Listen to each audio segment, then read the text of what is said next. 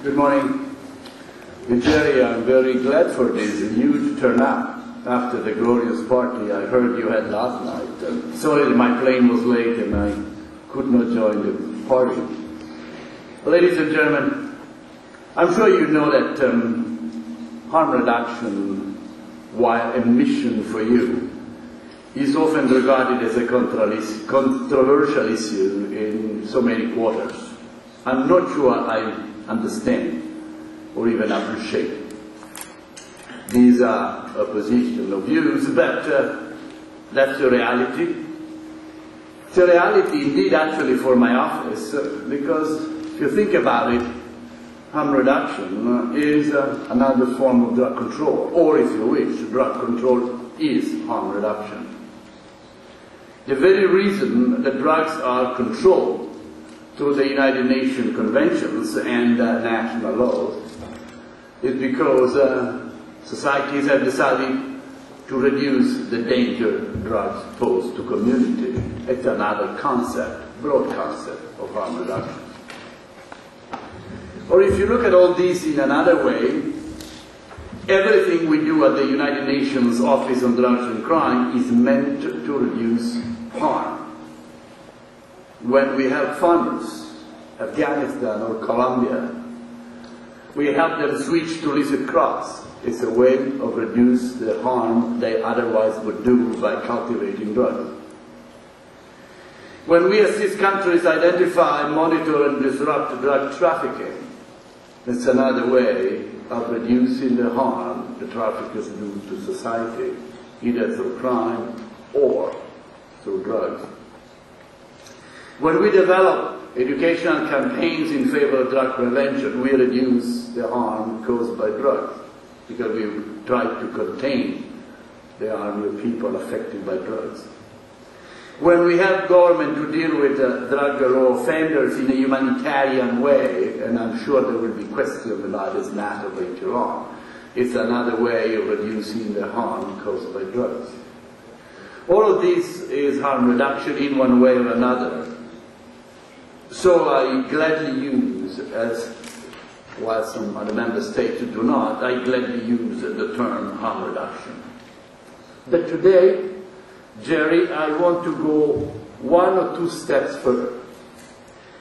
And I want to suggest other ways you can conceive and practice your mission.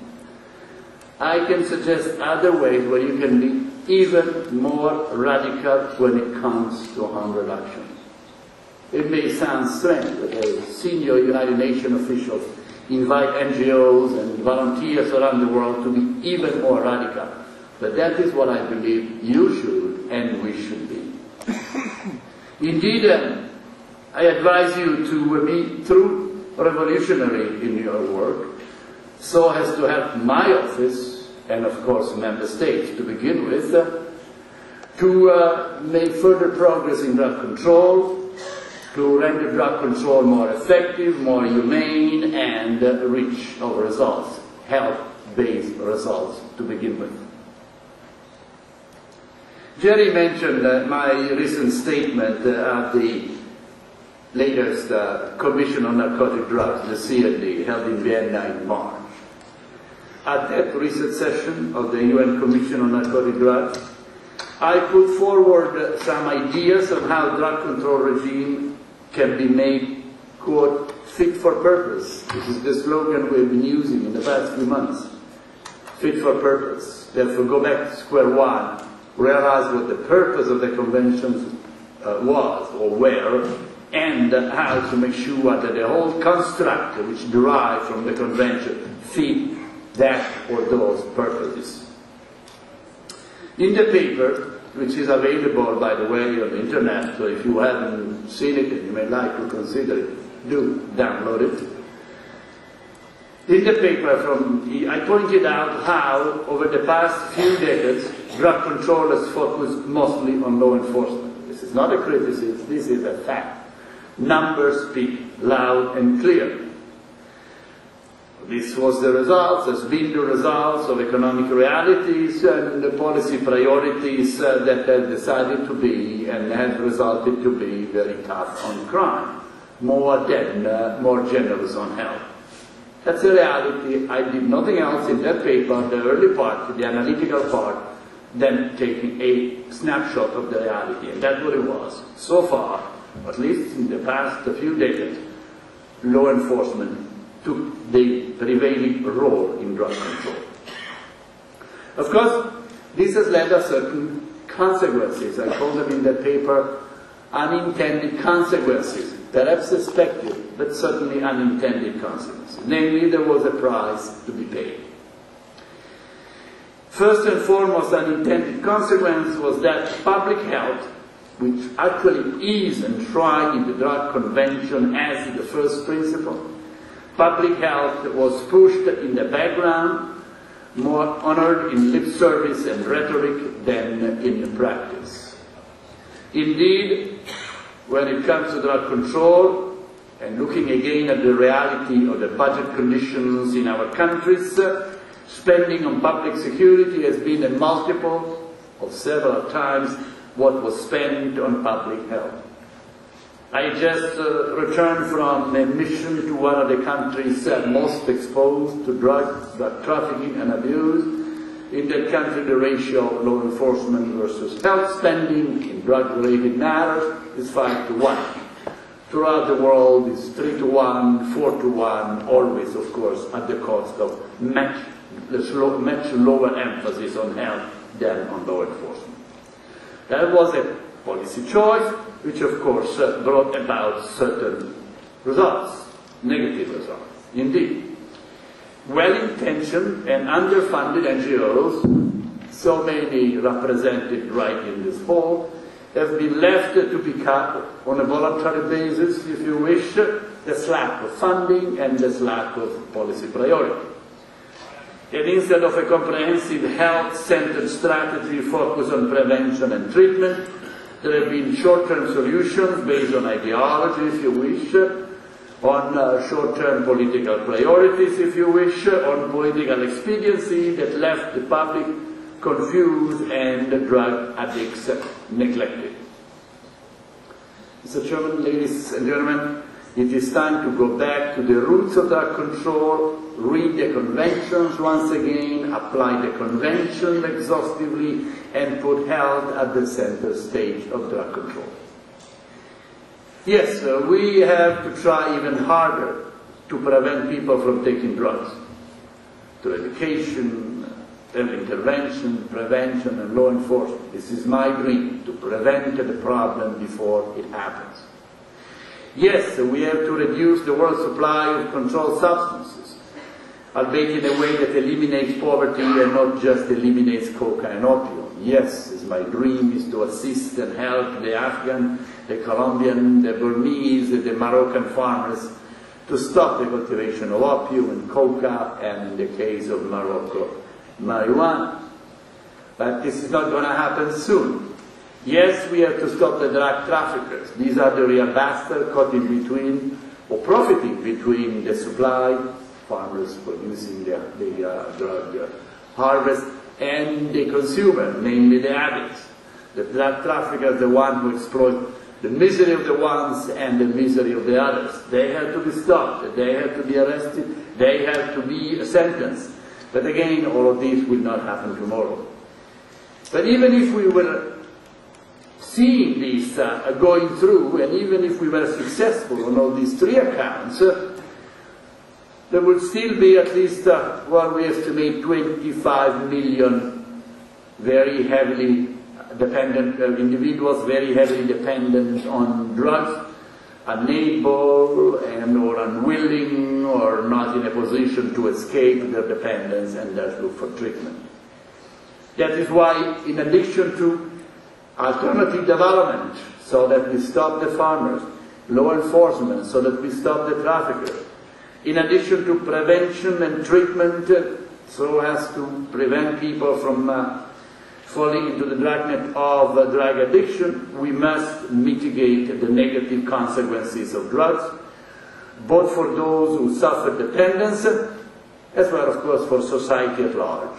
There are the individual, the micro situation of the addict, there are the families, and there are the societies around it, and, of course, there is society at large, affected perhaps not by the health condition of the addict himself, but the crime, which is indeed the supporting element of the addiction of the individual. So we have to look at the entire spectrum of conditions. In particular, we need to mitigate the risk that drug abuse will lead, at least in some countries, to the HIV pandemic related to injected drug use. Okay, this is my proposition to you all. This is the way I would like to recast your mission in a much more, how can I say, revolutionary, if you wish, way.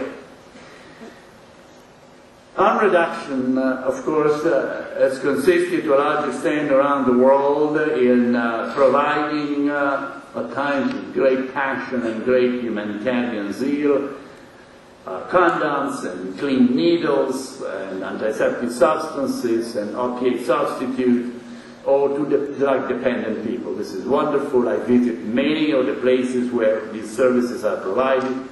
Some of these services are provided by volunteers in God-forsaken locations in inner city, ghettos, or on the periphery of cities, where drug-dependent people and very poor and socially deprived are. So I pay tribute to this effort. Yes, all of this is very helpful and is very important. But I submit to you, this is not sufficient. It is not sufficient unless it is done in a way that will put an end to the suffering of this drug addict. Actually, and this is not a criticism, Jerry, but at times I see harm reduction done in a way that tends to accept, perhaps even perpetuate, maybe even condone drug use. And I believe that if there is a social health condition, it has to be fought. As a consequence, perpetuating it, accepting it, condoning it, it is not right. Therefore, I strongly recommend that you recast your own understanding of harm reduction and consider a comprehensive package of measures that cover and start from and cover prevention, treatment, reintegration, and then go into the traditional activities of handing out one or another instrument to reduce the harm caused by drugs. So what is this package? The package that I see as substantively innovative and at the same time richer in terms of possible consequences to address the tragedy of drug addiction in our society. Of course, the tools which are most needed are the ones to prevent the spread of diseases that precede and accompany drug use, like HIV and hepatitis and other blood-transmitted diseases. But I advise you all to go further. First, devote more attention to prevention and early detection of drug vulnerability. There are signs that the child is growing with the risk of diabetes, or the risk of schizophrenia, or learning disabilities. Measures are available to deal with this incipient vulnerability of a child. There are clear indications that the child is growing with an abuse type of syndrome, which can turn out into drug addiction. They have to be monitored and addressed. Point number 2.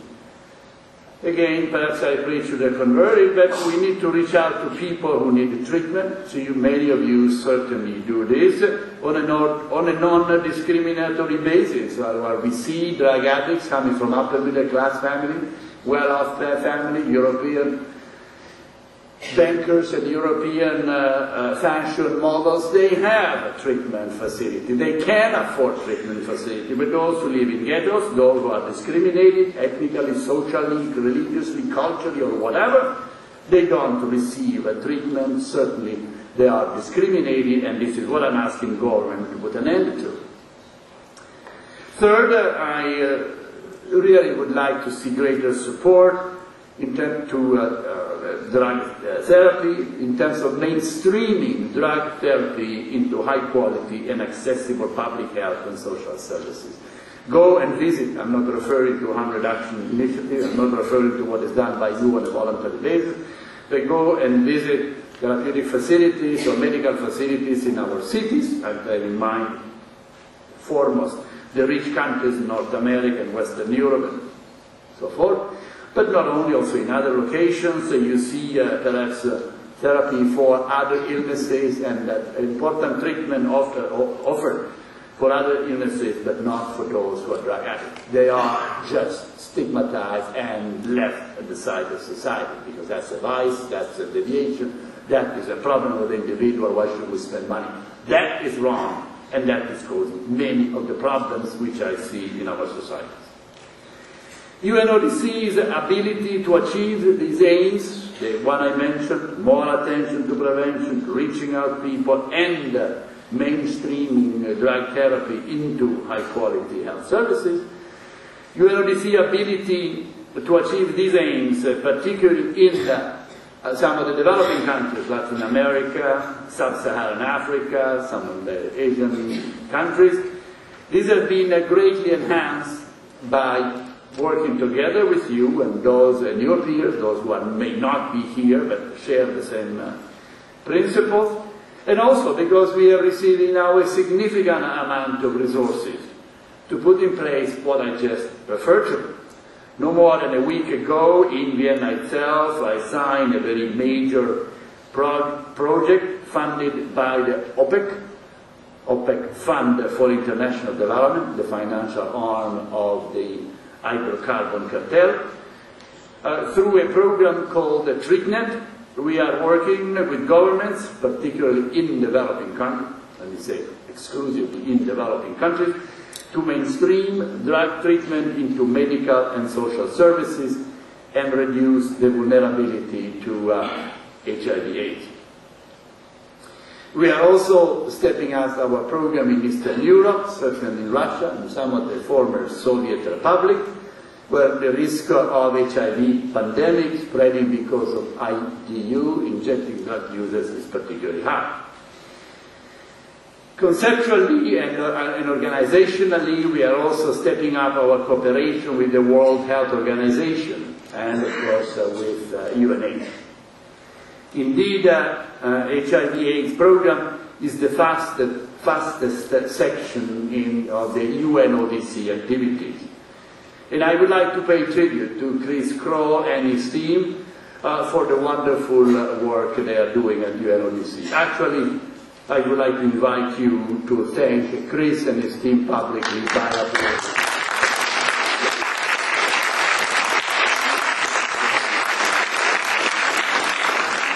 Thank you, ladies and gentlemen. I'm glad you share my appreciation for Chris and his team. Of course, their work is a reflection of our approach that drug dependence should be treated as an illness as well as a social issue. There are other steps that can be taken to prevent the use of drugs and reduce the harm they cause. For example, and this perhaps may not be all new to you, promote alternative measures to prisons for drug addicts, offering them rehabilitation programs. For example, providing alternative livelihoods, social assistance for example, to make people less vulnerable to drug dependence and help them escape marginalization. Or another option, another element, treat all forms of addictions. There is no consolation for stabilizing drug trends, illicit drug trends, if people turn instead to other substances like prescription drug or alcohol. If you have not done so already, I invite you to read a UNODC discussion paper on reducing the health and social consequences of drug abuse. I'm holding the paper in my hand. You can download it. It is posted on our website. It outlines a number of concrete measures as well as positioning them in the broader context of drug prevention and treatment.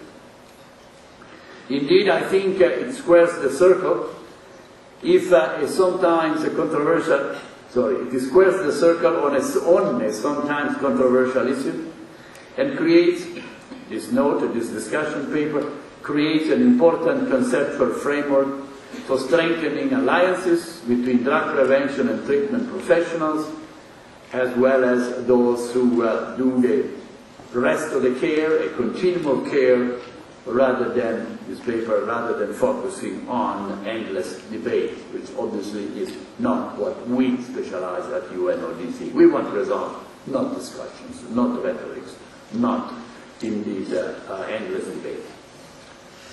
What's next, to close, Mr. Chairman, looking beyond 2008, the current relief?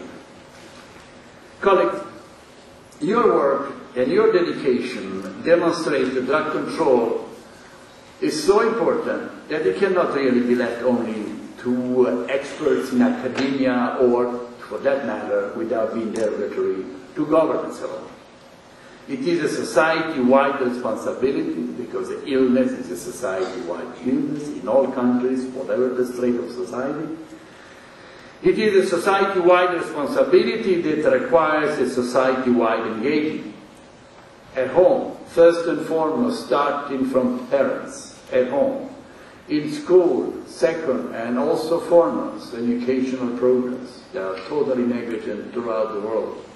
Media, which is known to be part of the problem by glorifying socialites and fashion models when they snort or sniff or lick or inject drugs. Community groups, which is really what you indulge in, which is important, which we need to promote and assist, and of course civil society. Through your reach, your social work, advocacy, and your own ground engagement, you are helping to reduce the harm caused by drugs. We do the same, in a different context. That's why our working together, our partnership is extremely important. You, of course, with your own deeds more than with your own rhetoric, luckily, action rather than words, you also contribute to the future shape and direction of drug control. You are independent, evidence-based input enriches the policy discussions on the effectiveness of drug control. And of course, all of this is helping us look over the horizon in the longer term, beyond the end of the UN gas process. UN gas, as you know, is the General Assembly special session that 10 years ago imparted new momentum to drug control. It's ending in 2008. We have to pass judgment on what governments did and how drug control enhanced programs performed during the past 10 years. So I hope that many of you will join us for a global NGO meeting, which is called Beyond 2008, looking forward. The global NGO meeting that will take place in Vienna this July. So you are all invited. Please do attend that session. We have, to close on this, we have been advocating 3 HR priorities for drug control. Harm reduction, as I recast at the beginning of my statement. Health right, the reprioritizing health issues in the context of drug control. And of course, human rights. So those are 3 HRs principles. For this reason, I'm prodding you, but especially I am prodding government to ensure that human rights are part of drug control as well. Right to health, but also right to be considered an individual, not a drug addict. There has to be clear, outspoken statements about this. I welcome the constructive engagements of your association and also of Human Rights Watch on this very issue. This year, we know, we celebrate the 60th anniversary of the Universal Declaration of Human Rights, which is providing us with a very useful reminder of the inalienable rights to life and to a fair trial. I strongly believe, this has become a leitmotif, I got into trouble for it, but I repeat it here, I strongly believe that although drugs kill, and they do kill, Although drugs kill, we should not kill because of drugs.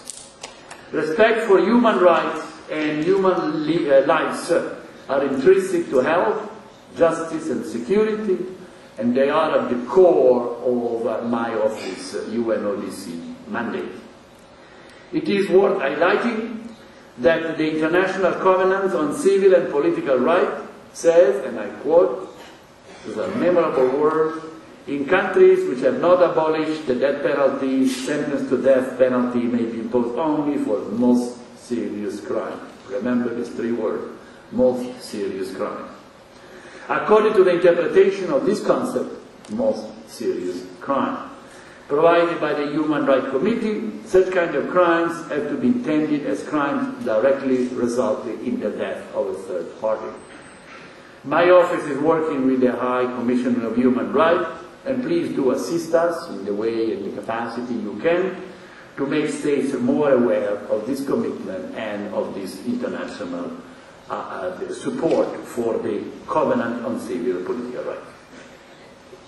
To conclude, Mr. Chairman, if we are to move beyond merely containing, which is the success of the past few years, merely containing the world drug problem, we have to improve prevention, treatment, and reduce the harm that drugs pose to addicts and society as a whole.